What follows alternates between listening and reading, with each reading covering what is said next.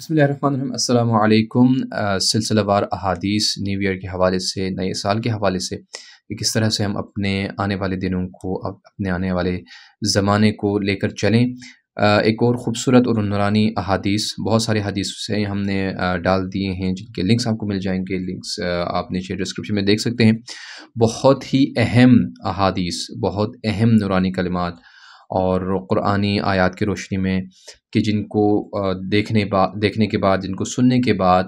ہمیں پتہ چلتا ہے کہ ہم اتنی بڑی غلط فہمی میں مبتلا ہیں اور اس غلط فہمی کے تحت ہم زندگی گزار رہے ہیں۔ ایک ایسی زندگی جس کا نہ کوئی پیر ہے، نہ ہاتھ ہے،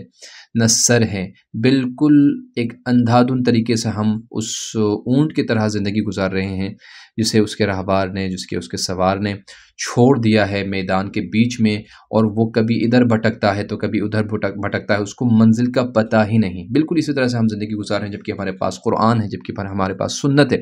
اس کے باوجود ہم ایک ایسے ٹریک پر چڑھ گئے ہیں کہ جس کی منزل ہمیں صرف جو ہے وہ کہاں تک لے جا سکتے ہیں؟ گمراہی تک لے جا سکتے ہیں بس، اور اس کی منزل ہی گمراہی ہے۔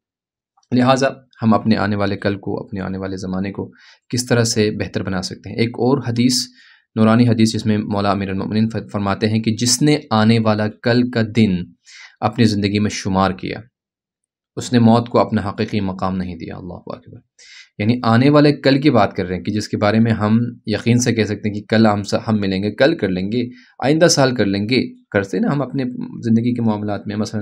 2000 ابھی کیا چل رہے ہیں، 24 ہیں، تو آپ کہتے ہیں 2030 میں ہم یہ کام کمپلیٹ کر لیں گے۔ کتنی بڑی بڑی آرزوئیں لے کر ہم بیٹھے ہوئے ہیں، جبکہ ہمیں اپنے اگلے سانس کا پتہ نہیں ہے، اگلے لمحے کا پتہ نہیں کہ ہم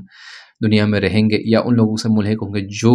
ہماری طرح ہی کے بہت بڑے بڑے اور لمبی لمبی آرزوئیں لے کر بیٹھے تھے، اور اچانک موت نے ان کو جو ہے وہ گلے لگا دیا، اور وہ اپنے تمام آرزوؤں کے ساتھ دنیا سے چلے گئے، کہیں ہم ان کے ساتھ مل نہ جائیں۔ اس لیے فرما رہے ہیں مولا کہ آنے والا کل اگر اپنے کسی نے زندگی میں شمار کر لیا، مطلب اس کو اتنا یقین ہے کہ میں آنے والا کل جو ہے اس میں زندہ رہ سکوں گا، تو اس نے موت کو اپنا حقیقی مقام نہیں دیا۔ کیا مطلب؟ کہ موت ایک ایسی چیز ہے جس کے لیے ہمیشہ اور ہر لمحہ انسان کو تیار رہنا چاہیے کہ اس کو میں گلے لگاؤں گا۔ اور جس چیز سے ہم بھاگتے ہیں موت سے، کیونکہ ہر انسان موت سے بھاگتا ہے، ہر ذی شعور، ہر حیوان جو ہے وہ موت سے بھاگنے کی کوشش کرتا ہے، لیکن موت ایک ایسی حقیقی چیز ہے جس سے ہم انکار نہیں کر سکتے، اور جب وہ آتی ہے تو وہ اس بندے کو یا بندی کو جو ہے وہ اپنے ساتھ لے کر جاتی ہے، کسی کو نہیں بخشا۔ لہٰذا اگر ہم کہتے ہیں کہ کل کریں گے، پرسوں کریں گے، اگر مولا امیر المؤمنین یہ نہیں فرما رہے کہ ایک سال کے بعد اگر کوئی بات کرتا ہے، مطلب ایک سال کے بعد یہ کام، کل کے متعلق اگر کوئی ایک بات کریں تو اس نے موت کو نہیں سمجھا، اس کو موت کے متعلق وہ سیریس ہی نہیں ہے۔ لہٰذا موت کے لیے کیا ہونا چاہیے کہ ہمیں اس قدر سیریس ہونا چاہیے کہ اپنے اگلے لمحے کے لیے اگر موت آ جائے تو ہم بڑھ کر موت سے جو ہے گلے لگائیں کہ ہم تیار ہیں، آمادہ ہیں، آ جائے۔ ایسا نہ ہو کہ صرف حسرت ہی رہ جائے، ہاتھ ملنا پڑ جائے، اور صرف ہمارے دل میں حسرت رہ جائے کہ اے کاش کچھ اپنے اس گھر کے لیے بھی کر سکتے جس گھر میں ہم نے ہمیشہ سے رہنا ہے۔ یہ آنے والے ایام اس کو بہتر کرنے کے لیے ابھی سے نیت اگر آپ کریں گے تو اس نیت کی بنا پر بھی اللہ آپ کو اجر دے سکتا ہے، کیونکہ وہ اس قدر کریم ذات ہے، اس قدر پاکیزہ ذات ہے کہ وہ اچھی نیت اور اچھے کام کی جو نیت کرتا ہے کہ میں کروں گا یا کروں گی،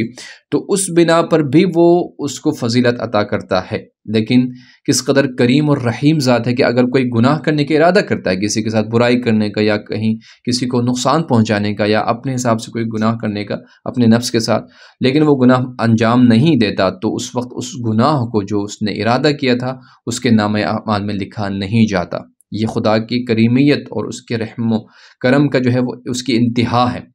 کہ جہاں پر ہم نے اچھائی کا سوچا، اس نے کہہ دیا کرامن کاتبین سے کہ لکھ دو، اچھائی کو لکھ دو اور حسنات لکھ دو اس کے نام اعمال میں۔ اچھائی اگر کرے یا نہ کرے تو اور زیادہ،